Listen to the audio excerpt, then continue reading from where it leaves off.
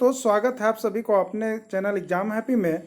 दोस्तों, मैं आज इंटरेस्टिंग जीके के अंतर्गत मैं यहाँ पर आपको कुछ किन्नरों के बारे में रोचक जानकारी देने वाला हूँ कि जो आप कभी कभी ट्रेन में सफ़र करते हैं, बस में सफ़र करते हैं या कहीं भी सफ़र करते हुए रहते हैं तो आपको किन्नर लोग मिल जाती हैं, या उसी को हम लोग छक्का के नाम से भी जानते हैं। छक्का कहते हैं, तालियां बजा बजा करके आपसे पैसे मांगती है। उनका क्या गुण है, उनमें क्या विशेषता होती है, वो कौन सी देवियां हैं, उनसे आपको मांगने से क्या कुछ मिल सकता है, इनके क्या विशेषताएं हैं, इन सारी जानकारियों को मैं आपके बीच यहाँ प्रस्तुत करने वाला हूँ फ्रेंड्स। तो आप किन्नर के बारे में एक बार अवश्य ही जान जाएं। इनसे बहुत अधिक फायदे होते हैं लेकिन लोग नहीं जानते हैं, जिसके कारण लोग इन्हें मारने लगते हैं, पीटने लगते हैं, बोलने लगते हैं, लेकिन इनका दिया हुआ दान बहुत ही कारगर साबित होता है फ्रेंड्स। तो आप इस वीडियो में आज आप किन्नर के बारे में जान पाएंगे और किन्नर के बारे में आप समझ पाएंगे कि ये किन्नर होते क्या हैं, किस प्रकार से लोग किन्नर बन जाते हैं, किन्नर से क्या फ़ायदा होता है। तो इन सारी बातों को आप जानने वाले हैं फ्रेंड्स। तो आप वीडियो के अंत तक बने हुए रहिएगा। तो चलिए जानते हैं, यहाँ पे देखते हैं क्या कुछ किन्नर के बारे में आपको बताया जा रहा है। आज के ज़माने में ऐसा माना जाता है कि ब्रह्मा जी की छाया में किन्नरों की उत्पत्ति हुई है। ज्योतिष के अनुसार ऐसा माना जाता है कि वीर्य की अधिकता से बेटा होता है, राज्य यानी रक्त की अधिकता से बेटी, अगर रक्त और वीर्य दोनों बराबर होते हैं तो किन्नर पैदा होते हैं। महाभारत में अज्ञातवास के दौरान का रूप धारण किया। उन्होंने उत्तरा को नृत्य गायन की शिक्षा भी दी थी। तो इस तरह से फ्रेंड्स, इसमें आपने देखा कि यदि किसी व्यक्ति में वीर्य की अधिकता है तो उससे बेटा होता है, और रक्त की अधिकता से बेटी, और रक्त और वीर्य दोनों बराबर है तो किन्नर पैदा होते हैं। तो इस तरह से किन्नर की उत्पत्ति होती है। आगे आप देखिएगा, किन्नर समाज खुद को मंगलमुखी मानते हैं। वह इसलिए कि लोग बस शादी या जन्म समारोह जैसे मांगलिक कार्यों में ही भाग लेते हैं। मरने के बाद ये लोग मातम नहीं बनाते हैं, बल्कि ये लोग खुद होते हैं कि इस जन्म से पीछे छूट गया है। पुराने समय में भी किन्नर राजा महाराजा को यहाँ नाचना गाना का काम करते थे और उससे अपनी जीविका चलाते थे। महाभारत में वृहनला अर्जुन ने उत्तरा को नृत्य और गायन की शिक्षा दी थी। किन्नर की दुआएं किसी भी व्यक्ति को बुरे समय को दूर कर सकते हैं फ्रेंड्स। तो आप अवश्य ही किन्नर से दुआएं लें। जब वे पैसे मांगने आते हैं तो उन्हें पैसे दीजिए, जिसके एवज में वह आपको दुआएं देती है। तो आप किन्नर से दुआएं ले सकते हैं। यदि आप धन लाभ चाहते हैं तो किसी किन्नर से एक सिक्का लेकर पर्स में रख लीजिए। यदि आपको धन लाभ चाहिए, धन प्राप्ति चाहिए, धन अच्छा होना चाहिए, तो आप किसी किन्नर से हंसते हंसते उससे एक सिक्का ले लीजिए और पर्स में रख दीजिए फ्रेंड्स। जिंदगी भर आपके पर्स में पैसों की कमी नहीं होगी।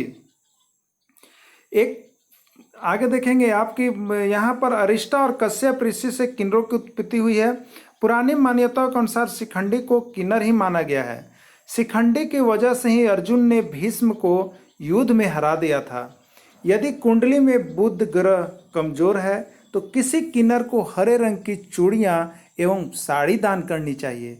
इससे लाभ होता है कि किसी नए व्यक्ति को किन्नर समाज में शामिल करने के भी नियम है। इसके कई रीति रिवाज हैं जिनका यहाँ पे संबंध है। माना जाता है कि किन्नर की दुआ किसी भी व्यक्ति के बुरे समय को दूर कर सकते हैं। इन्हें यह भी कहा जाता है भगवान श्री राम ने वनवास के बाद वरदान प्राप्त है। कहा जाता है कि इनसे एक सिक्का लेकर पर्स में रखना, धन की कभी कमी नहीं आती। अगर किसी के घर बच्चा पैदा होता है, उस बच्चे के जननांग में कोई कमजोर पाई जाती है तो उससे किन्नरों को हवाले कर दिया जाना चाहिए। कि किन्नर अपने आराध्य देव रावण से साल में एक दिन के लिए ही होता है ये विवाह, लेकिन मात्र एक दिन अरावली देवता की मौत हो जाती है और उनका वैवाहिक जीवन खत्म हो जाता है। साल 2014 से पहले इन्हें समाज में नहीं गिना जाता था। अभी भी इनको साथ बलात्कार को बलात्कार नहीं माना जाता। किन्नर की बद्दुआ इसलिए नहीं लेनी चाहिए क्योंकि यह बचपन से लेकर बड़े होने तक दुख ही मिलता है। ऐसे में दुखी आत्मा की दुआ और बद्दुआ लगना अस्वाभाविक बात हो जाता है। इसलिए किन्नर की बद्दुआ नहीं लेना चाहिए क्योंकि यह बचपन से ही दुख झेलते रहते हैं, कष्ट झेलते रहते हैं। इसलिए इन्हें हर समय सहायता करनी चाहिए और इनकी दुआ लेनी चाहिए, क्योंकि दुखी व्यक्ति अगर दुआ देता है तो वह दुआ सबसे ज़्यादा लगता है फ्रेंड्स। किन्नर समुदाय में गुरु शिष्य जैसे प्राचीन परंपरा आज भी यथावत बनी हुई है। किन्नर समुदाय स्वयं को मंगलमुखी कहता है क्योंकि मांगलिक कार्यक्रम में हिस्सा लेता है, मातम में नहीं। समाज की सबसे बड़ी विशेषता है कि मरने के बाद यह मातम नहीं मनाते। किन्नर समाज में मान्यता है कि मरने के बाद इस नर्क रूपी जीवन से छुटकारा मिल जाता है, इसलिए मरने के बाद हम खुशी मनाते हैं। ये लोग स्वयं के पैसा से कई दान कार्य भी करवाते हैं ताकि पुनः इन्हें इस रूप में पैदा ना होना पड़े। तो ये अपने जीवन को पा करके बहुत ही व्यथित रहते हैं, बहुत ही कष्ट रहते हैं, समाज से अलग रहते हैं फ्रेंड्स। इसलिए किन्नरों की हर संभव सहायता की जानी चाहिए, क्योंकि ये खुद ही दुखी होते हैं, समाज से बिछड़े हुए लोग होते हैं। अगर इनकी बद्दुआ ली जाए तो आपको जो है कि वो बद्दुआ लग जाती है और आप विकास कार्यक्रम नहीं कर सकते। यदि आप चाहते हो विकास करने के लिए तो आप एक किन्नर से 1 रुपये का सिक्का लेकर के अपने पर्स में रख लो मेरे मित्र, कभी भी आपको धन की कमी नहीं होगी। हरे रंग की चूड़ियां दान करो, कपड़े पहनाओ फ्रेंड्स, कभी भी आपके घर में अनिष्ट कार्य नहीं होंगे। तो इस तरह से फ्रेंड्स आपने किन्नर के बारे में जाना। यदि वीडियो अच्छी लगे तो फ्रेंड्स आप इस तरह की रोचक इंटरेस्टिंग जीके जानने के लिए आप हमारे चैनल एग्जाम हैप्पी से जुड़ते रहिए फ्रेंड्स। इस चैनल पर आपको यहाँ पे ऑल जीके ट्रिक्स भी दिए जाते हैं, जीके इन हिंदी के अंतर्गत रोचक जानकारियाँ आपको दी जाती है, और यहाँ पर झारखंड का जीके ट्रिक्स आपको दिया गया है, और यहाँ पे आपको केंद्रीय शिक्षक पात्रता परीक्षा और शिक्षक पात्रता परीक्षा के सारे प्रॉब्लम को यहाँ पर सॉल्व किए गए हैं। Thanks for watching this video. फिर मैं मिलूंगा आपसे इसी तरह का नेक्स्ट वीडियो लेकर के, तब तक के लिए इतना ही। जय हिंद, जय भारत।